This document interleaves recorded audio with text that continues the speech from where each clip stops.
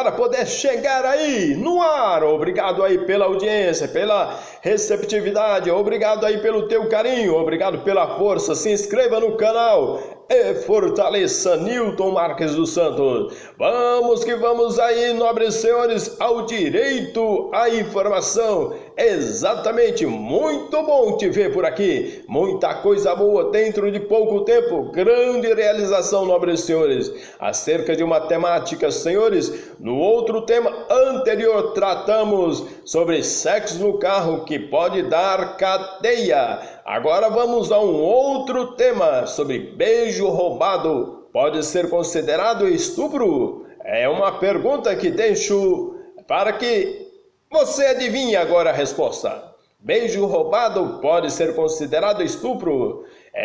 Na Copa do Mundo?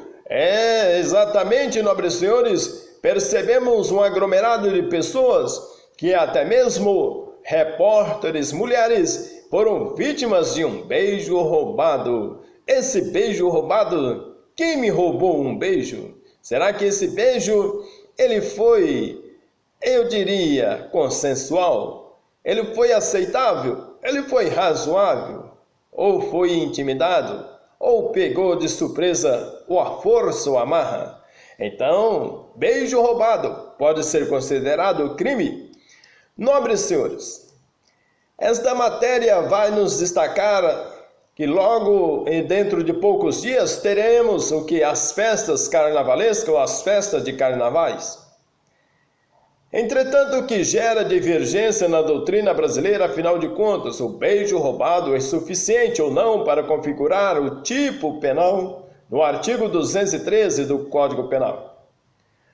Na matéria anterior tratamos acerca, eu diria, do crime que é praticado quase que diariamente e periodicamente, que é fazer sexo no carro, no elevador, ou em público, ou até mesmo na própria varanda da casa. Entretanto, se a pessoa se sentir incomodada ou ofendido, é claro que cabe aí o bom senso e o direito. Por exemplo, em festas funks, como também em outros tipos de eventos, de carnavais e de outros tipos de festividades. Por exemplo, numa praia, onde todos estão nus e peladões e peladonas, será que constituiria ato obsceno? Não, senhores. Do ponto de vista jurídico, o ato obsceno em praias de nudismo não é considerado ato obsceno, quando eles reúnem ali com aquela finalidade propícia ao ambiente, ao local, ao lugar. Não é ato obsceno e nem ato libidinoso. A partir de uma certa influência, um certo estímulo, aí se caracteriza um ato obsceno. Mas o elemento, a pessoa que se armar também dentro de um ônibus e pratica um ato ali, e se haver o toque, haver a carícia, haver a aproximação daquela outra pessoa, vice-versa, pode constituir também crime de importunação sexual. Nobres senhores, entretanto, vamos analisar sobre esta matéria que a princípio cumpre salientar que o crime de estupro, após a alteração da Lei 12.015/2009, no artigo 213, passou a se configurar com a prática da conjunção carnal, bem como a prática de todo e qualquer ato de natureza libidinosa. O que denomina tal princípio da continuidade normativa típica, uma vez que o mesmo tipo penal passou a incriminar com a mesma pena condutas alternativas. Independente da quantidade de condutas praticadas, desde que praticadas em um mesmo contexto fático, o agente só poderá por um único crime. Digamos, por exemplo, que em um mesmo contexto o agente pratique o ato libidinoso e a conjunção carnal. Apesar de ter realizado as condutas distintas, responderá apenas por um único crime de estupro, e não mais pelo atentado violento ao pudor em virtude dos atos libidinosos, o estupro em virtude da conjunção carnal em concurso de crimes. O grande problema está em conseguir definir, Senhor, exatamente esses tipos de condutas em atos libidinosos e atos obscenos. Hoje mesmo na televisão percebemos, até mesmo em horário nobre, em horário de novela de pico, percebemos uma série de situações, até mesmo constrangedoras, em novelas ou até mesmo em programas de televisão. Muitas vezes a superexposição de exibicionismo. Há uma crença ou até uma descrença no momento em que as crianças estão na sala assistindo inteiramente uma novela, um capítulo de uma novela, que é onde o comportamento humano leva para uma situação muitas vezes erotizada. Entretanto, tais interpretações, o ato libidinoso é todo aquele praticado no intuito de satisfação da lascívia. O sexo oral, o anal, a masturbação e o toque em partes íntimas são claramente condutas de ato de teor sexual, praticado no escopo de satisfação da lascívia. Assim, quando praticadas sem o consentimento da vítima, são considerados atos libidinosos e pode configurar o quê? O delito do estupro. É válido aí dizer que antigamente era considerado libidinoso, hoje não é mais. Os tempos e conceitos vão mudando o direito e o intérprete vai agora pautar, portanto, no ambiente sociocultural em que vive, pois só assim conseguiria definir o que é ou não considerado libidinoso. O beijo roubado pode ser enquadrado como crime de estupro, à luz do artigo 213 do Código Penal. Quais são os requisitos que devem estar presentes para que haja um enquadramento legal? Por exemplo, para o recurso especial de Mato Grosso, decidido pela 6ª turma do STJ, que reformou a decisão do Tribunal de Mato Grosso, condenando o réu por entender que o beijo roubado, no caso concreto, configurou o crime de estupro, de acordo com o exposto nos autos. O acusado agarrou a vítima pelas costas, imobilizou, tampou a sua boca e jogou-a no chão, ocasião em que tirou uma blusa de lã que ela trajava e deu-lhe um beijo, conseguindo inserir a língua na sua boca.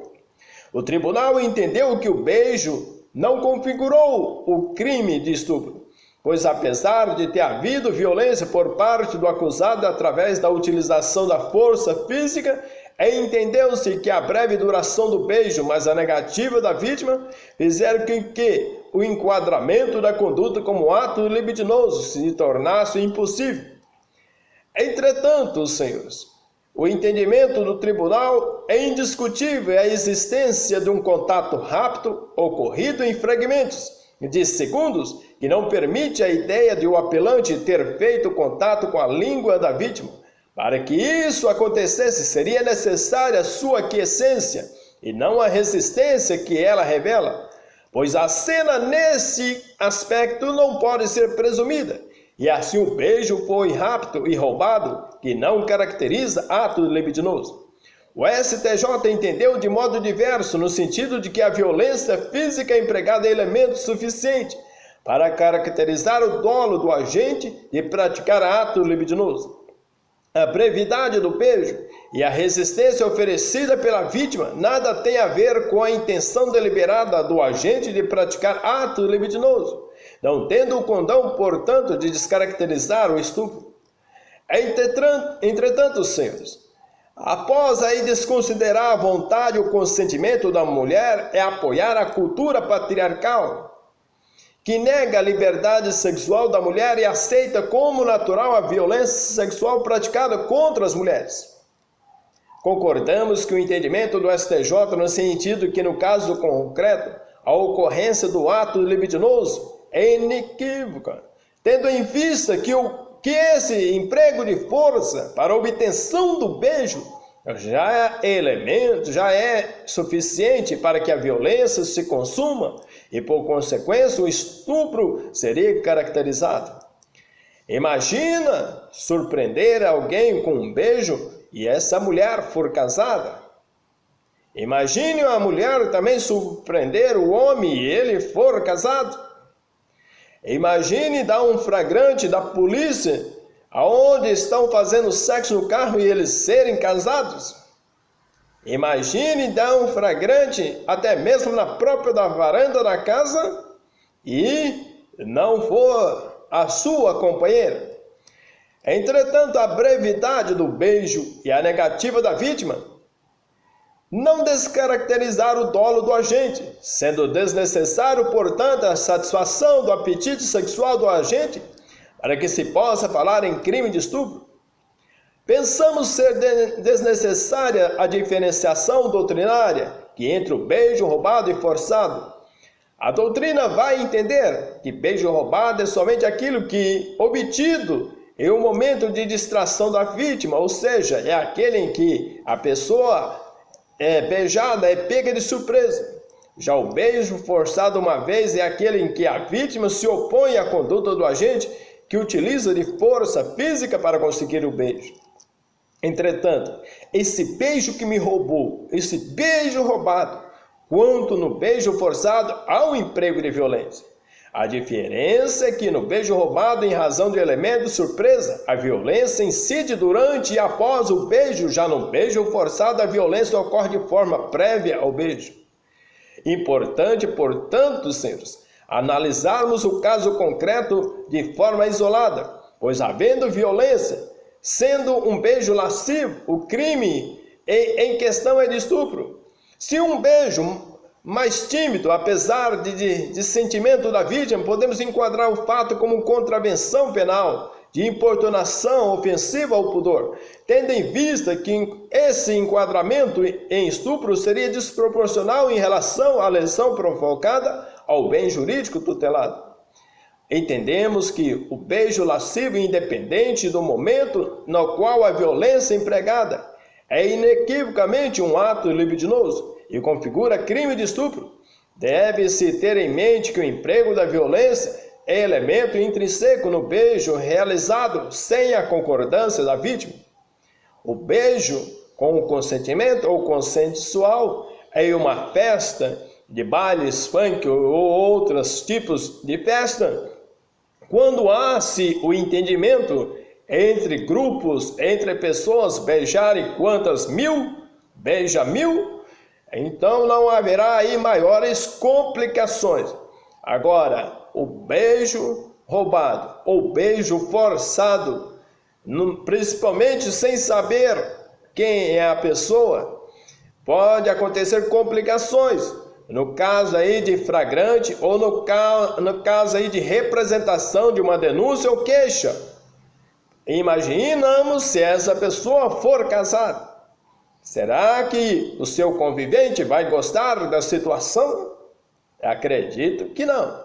Nobres senhores, está aí a minha mini pílula do direito. E vamos inscrever no canal. Mete o dedo logo abaixo, se inscrevendo e fortalecendo.